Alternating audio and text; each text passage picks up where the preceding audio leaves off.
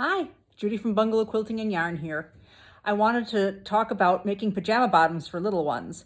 You know how your kids always seem to grow so much faster in length rather than in girth?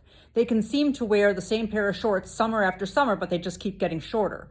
Their waists don't get much bigger, but their legs get longer. Those little long bones are just growing so fast. And so when you make pajama bottoms, you want to make sure that they're long enough so that they can wear them for a couple of seasons at least.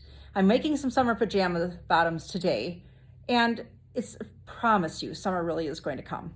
But I'm thinking as I'm sewing these that, gosh, it would sure be nice if we could get a couple of seasons out of these pajama bottoms. And I really don't like to make them long and then roll them up, because then you get the seams on the inside showing on the outside, and I don't like that. So I've got this great idea to make these pajama bottoms that are going to grow with the child. So sit back and watch this video and you'll see how much fun and easy it can be to make these pajama bottoms. So what are you going to need to do this? Well, you're going to need your pattern for your pajama bottoms. You're going to need 1/4 yard of contrasting fabric. You're going to need 1/4 yard of woven iron-on interfacing. You're going to need your scissors and your trusty pens and your sewing machine with thread to match. And you're going to need an iron and an ironing board, because we always iron everything as we go. So let's get started. Okay, so the pattern I've chosen for my pajama bottoms we can be done with any pajama bottom pattern. Okay, I just want to clarify that you can use any pajama bottom pattern. Mine is one of those that has the side seam non-existent. Okay, so it's cut like this, so that there is no side seam, that this is just one side this is like the left side of the pajamas and the right side of the pajama bottoms. All right, so then you're going to put these right sides together and you're going to sew these crotch seams. And then this is the inseam right here. This is the inseam. So this doesn't have a side seam, but there are patterns where you have to cut 2 fronts and 2 backs, and then you sew the side seams. And this is done the same exact way as those patterns as well.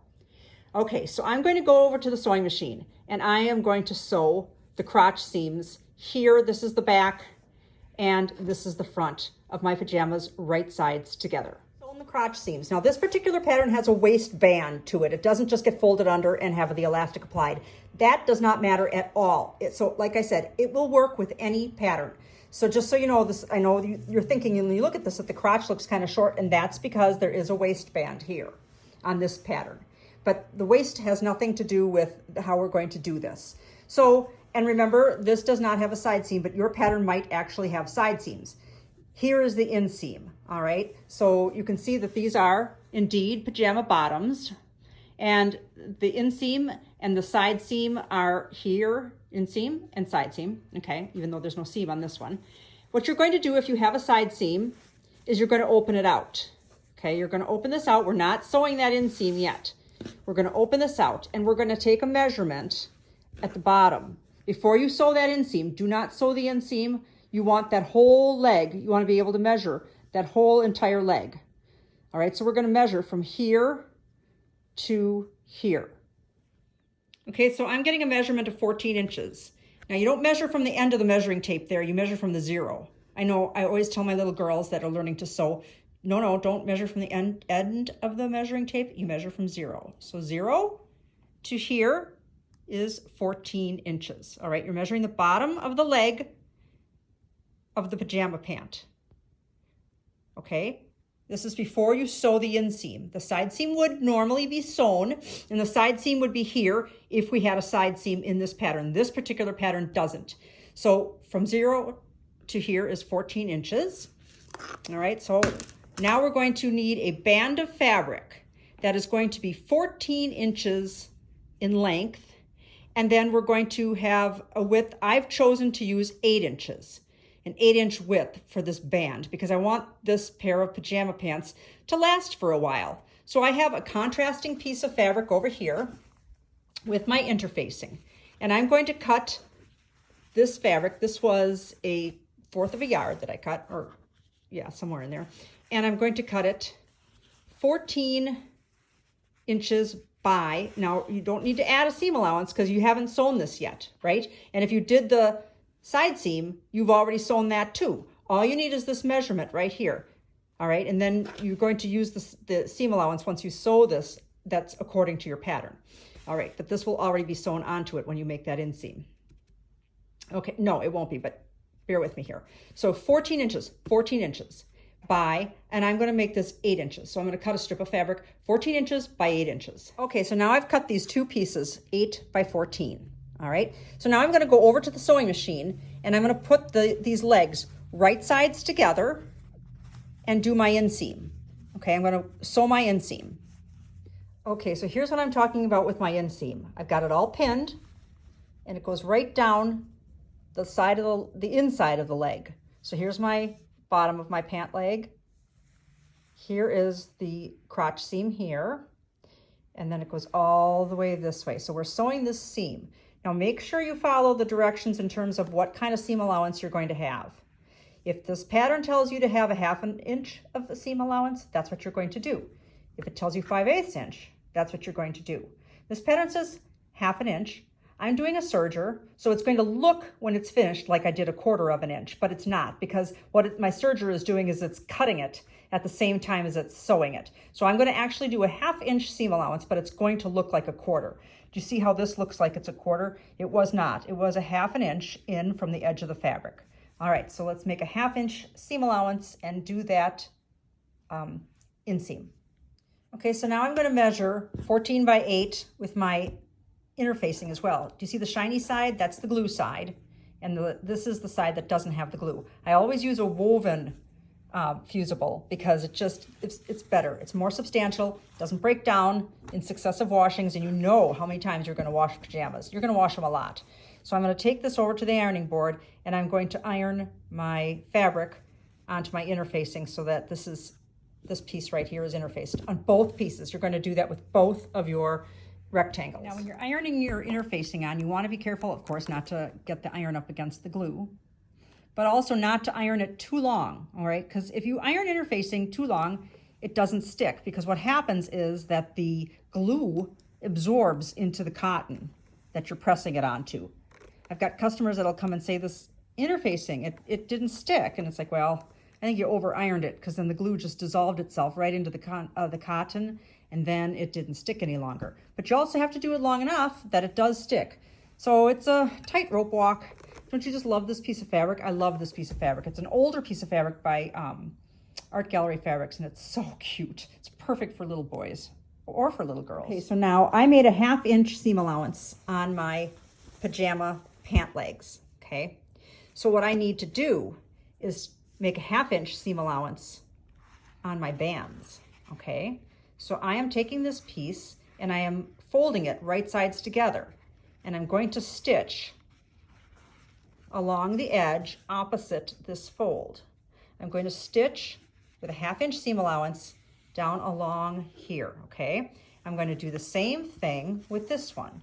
So we're making kind of like a tube, a cuff, all right? So across from the folded edge, right here, you're going to sew 1/2 inch seam allowance. Okay, so now this is what it looks like when you come back from the sewing machine. The wrong side is facing you. I turned my pajama bottoms right sides out. Okay, I turned them right sides out. And I'm going to turn both of these right sides out so they look like this, okay? Both of these need to get turned right sides out. And you can press the seam allowance with the iron, okay? Okay, so now I have these tubes. I have 2 of them, 1, 2, all right? They're really bands, you know, rectangles sewn on one end. Okay, so now they're right sides out. What I'm gonna do is I'm gonna fold them so that the wrong sides are together and that the edges are coming together. All right, so I'm folding it so that I've got my edges together. So it's like a cuff.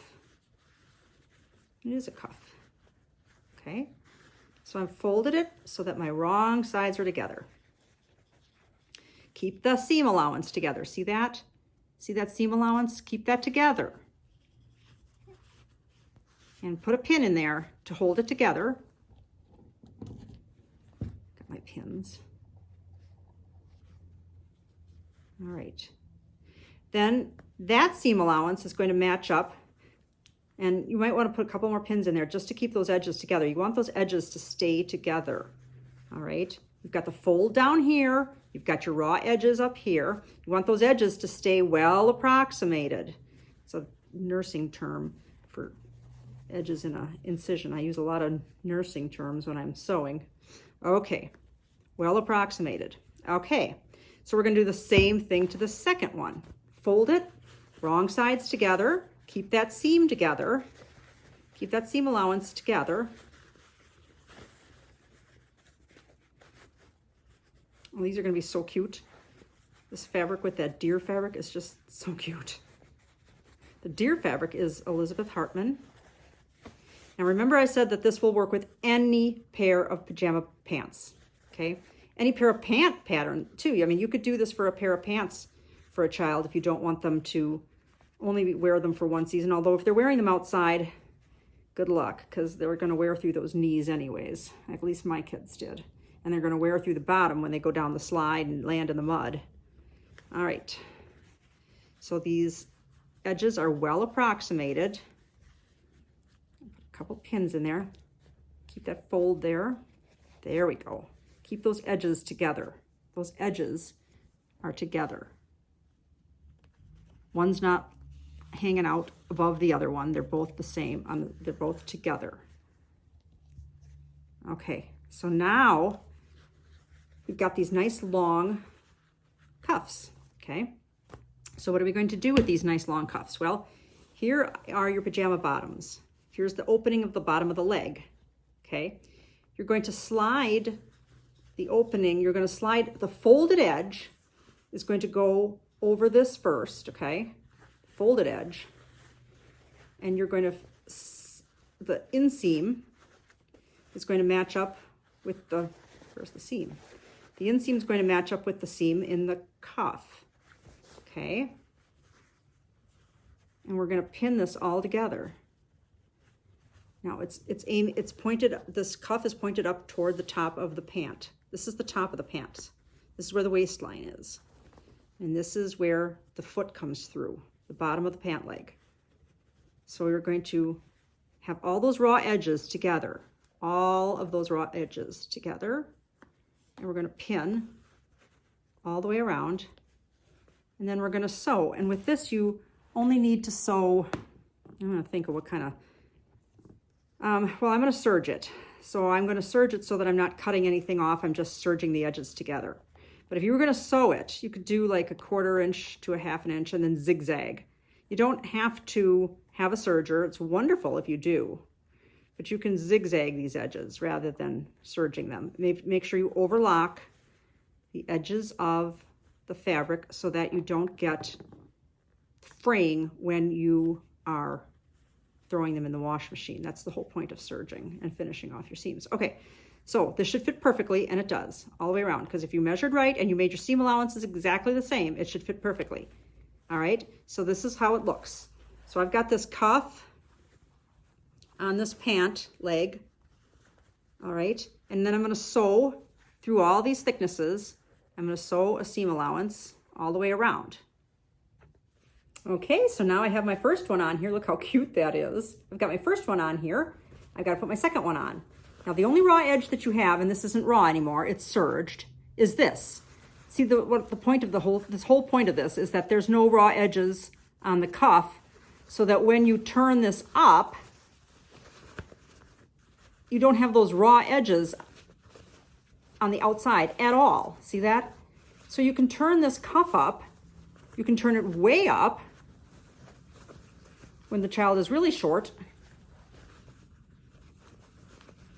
And you could, if it bothers you, this is why we have the interfacing in there, because if that interfacing makes it so much stiffer and it really holds up, it won't be coming down all the time as the kid's running around. All right, so you can have it way up high when the kid's relatively short. If you wanted to tack it with a needle and thread just to keep it there, you know, and then when the child grows, you snip that out, and then you bring it down just a little bit more, right? You can bring it down just a little bit more if they grow a little bit. Okay, bring it down.